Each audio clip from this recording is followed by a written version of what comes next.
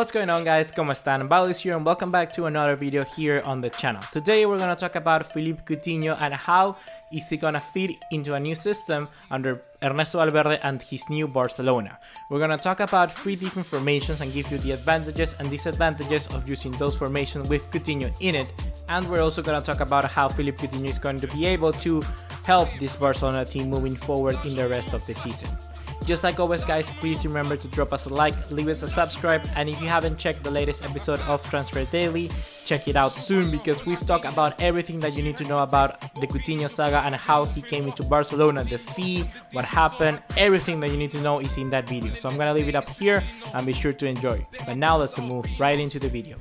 So as a complete Barcelona fan, enjoying this club for many years, I've seen Barcelona play different systems all throughout. I've seen them play at 4-3-3, I have seen them play at 4-4-2, and most recently at 4-1-2-1-2. This is a formation that occurred after the injury of Ousmane Dembele, after we lost our main winger and the Lefebvre wasn't performing. Therefore, Ernesto Valverde decided to bring in Paulinho into the middle, just acting as right before a number 10, below, let's say, Luis Suarez and Lionel Messi. With this, one could say that Philippe Coutinho could slot right into that position, meaning that Philippe Coutinho will be the new number 10.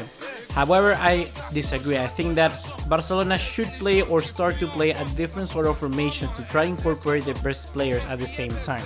As we saw today in the match where Barcelona won 3-0 over Levante, Ousmane Dembele played as a starter, meaning that we already know that Ernesto Valverde is ready to keep this player as a starting player in the future. So therefore there must be a way to incorporate all these 4 players, amazing talents, all in the same squad. With that being said, I think the formation that Barcelona should start playing is a 4-2-3-1. That's where we have 4 attacking-minded players with one that's able to come down and defend. The starting 11 in this situation could go as follows. I would say that Marc-André ter Stegen should start as the goalkeeper just like always. We could see either Nelson Semedo or Sergio Roberto slot at the right back. In the middle we have Umtiti with Gerard Piqué. In the left, Jordi Alba. And then in the 2 holding places we have Sergio Busquets and Ivan Rakitic. Through the left we have Andres Iniesta. Through the middle, Lionel Messi. And through the right, Ousmane Dembele. And as the lone striker up top we have Luis Suarez. But wait, where exactly is Philippe Coutinho? Well, you mentioned this was all a video to see how Coutinho could slot in. Well, Coutinho in this situation would play in the left, either interchanging with Iniesta in the matches that Iniesta needed to rest. Philippe Coutinho is not able to play the Champions League, meaning that Coutinho could, coming into the Barcelona system, should be able to play most La Liga matches. With that being said, Andres Iniesta will be rested and ready to go when we have important matches such as Chelsea and the 2 legs, and hopefully we go through even more and more matches in the Champions League. Philippe Coutinho could fit that system immensely great. I think Coutinho could be a very good player in that position, playing as a left cam. I think he will be very good. However, the thing is that where we need more solidity as a defensive-minded team. When we need to defend, we need more solidity. Normally, Valverde throughout the season has played or decided to shift in a defensive-minded team with 4 straight defensive lines. 1 throughout the back line, the defense, and then 4 midfielders.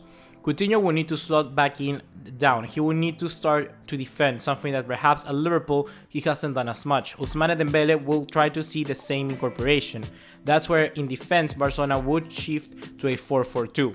Coutinho and Dembele, if they want to stay at the starting 11, I would say they need to start to defend. They need to put a little bit of their effort in defending because they really need to start and give solidity to this team.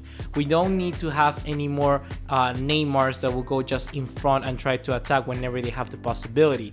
We need players that are ready to work hard and ready to cover up spaces so we don't allow any counter attacks. That has been a very huge thing that happened in this match against Levante.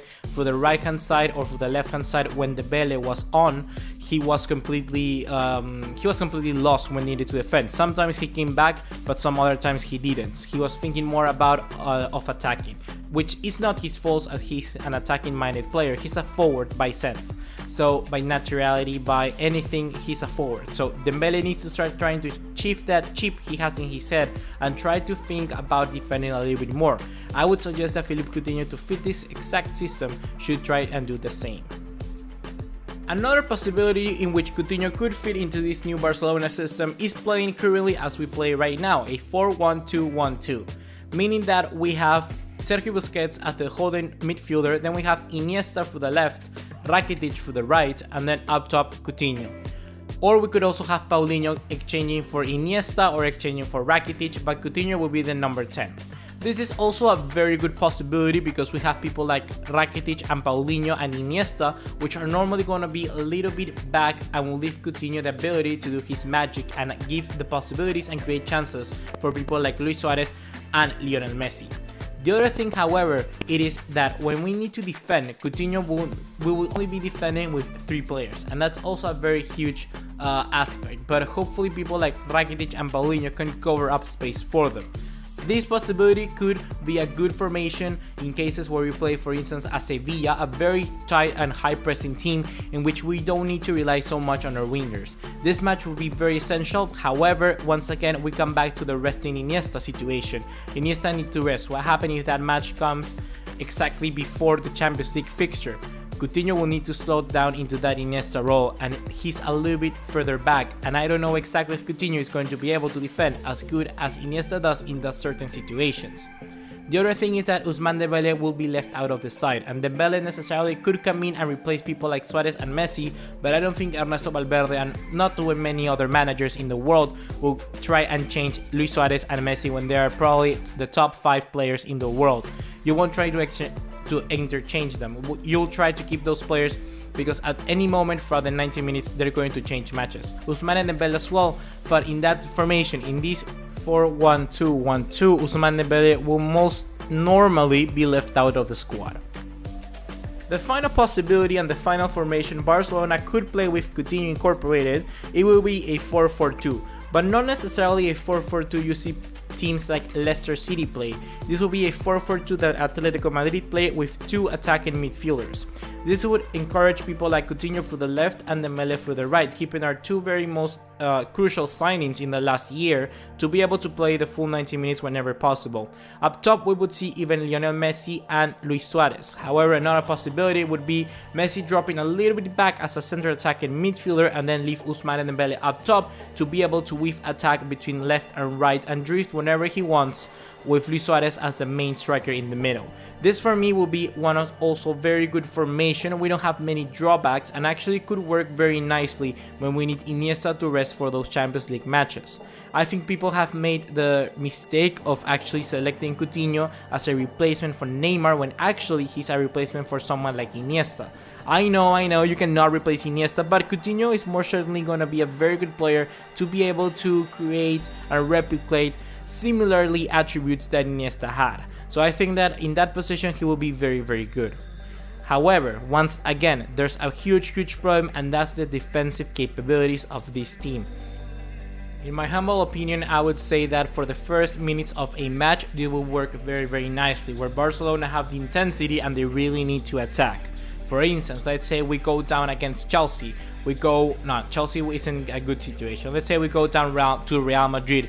We're losing 2-0 and it's the 20th minute. We need goals. Then it will be very good because we're going to start pressuring, and people like Coutinho and Dembele, very, very fast players as well, they're going to be able to close down spaces very, very easily. However, when we need to defend in the latter stages of a match, let's say we already got a lead like 3-0 against Levante today, we really need to keep that defensive solidity.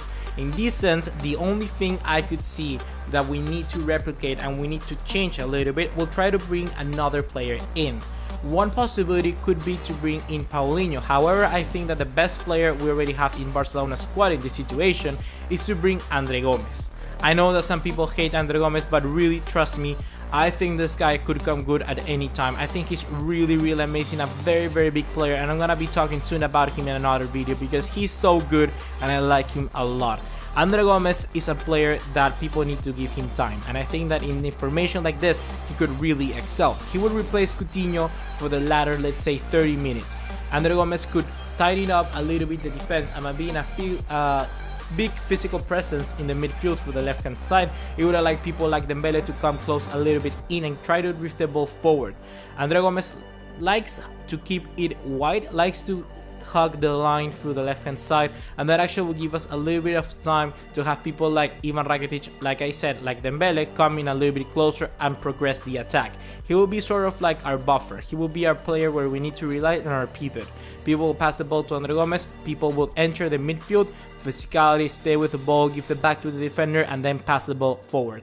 I think that will be a good formation, and I think it will be a very interesting way to see Andre Gomes actually playing in the position he was meant to play in. So I would say that this formation could be a very good one and probably the best that we should try. However, I don't think that some people may agree, because Andre Gomes really is not the most favorite player at Barcelona, but I think it could be a very good option to actually incorporate 3 new signings. Incorporate Dembele, incorporate Coutinho, and incorporate a new refreshed Andre Gomes.